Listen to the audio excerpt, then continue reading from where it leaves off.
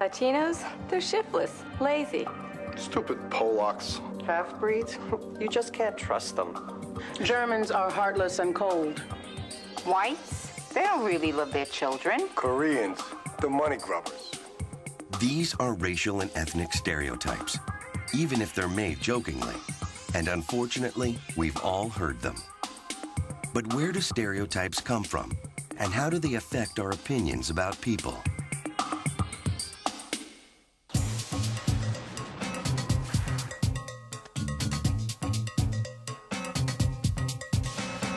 Racial stereotypes are rampant in the media.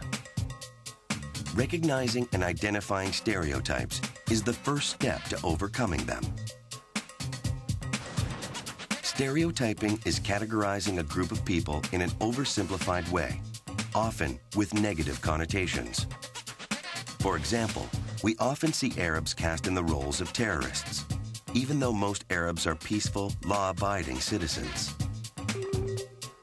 As you watch this short film on racial and ethnic stereotyping in the media, think about how it affects the people to whom it is directed.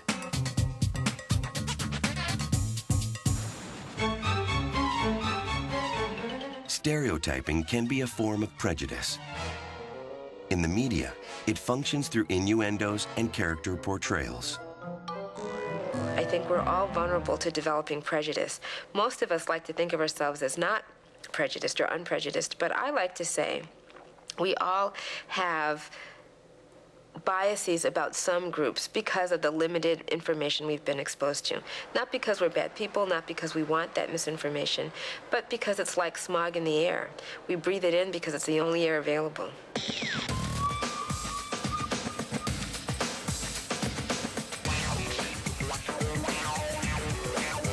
Stupid.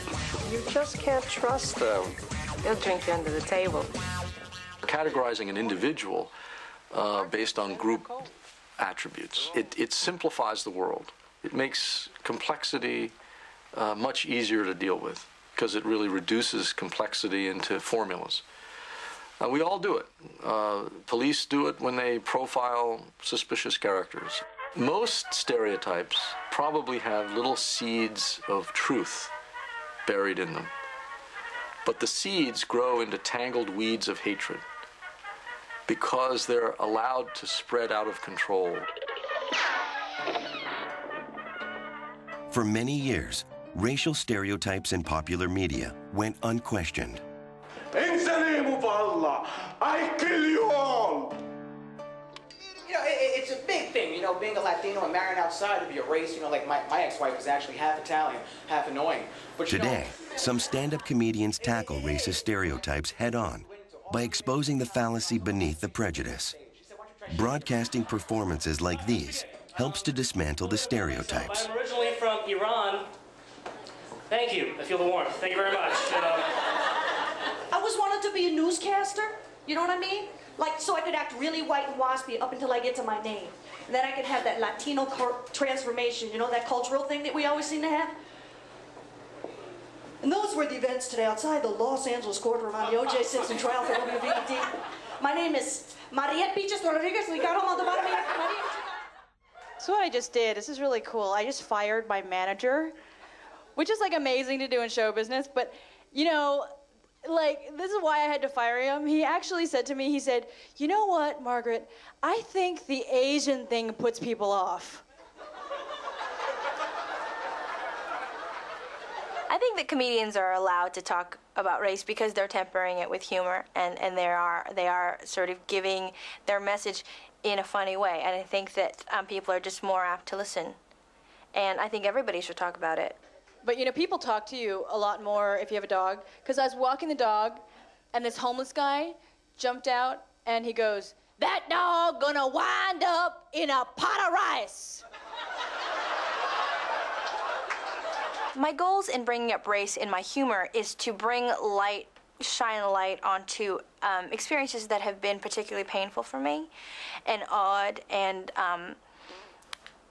you know, I get upset about things and then I'll write jokes about them, and that alleviates my pain for the moment. And then also enlightens people to the fact that, maybe we shouldn't do things like that because that's really awful. And I really am so in love with him that I had consented to go meet his family in Sarasota, Florida, which I was like really worried about going to Sarasota before I went because I was like, are there going to be any other Asian people there?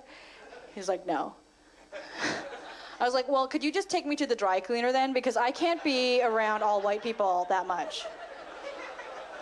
I think that whenever you talk about race, you are entering a treacherous area because everybody has a really defined idea of what race means to them. So in a sense, you are challenging people's ideas about who they are. Ultimately, it seems that addressing issues about race is the first step in combating stereotypes. I think that we need to talk about race and that we can never attack racism or address race problems unless we notice, think about, and talk about race.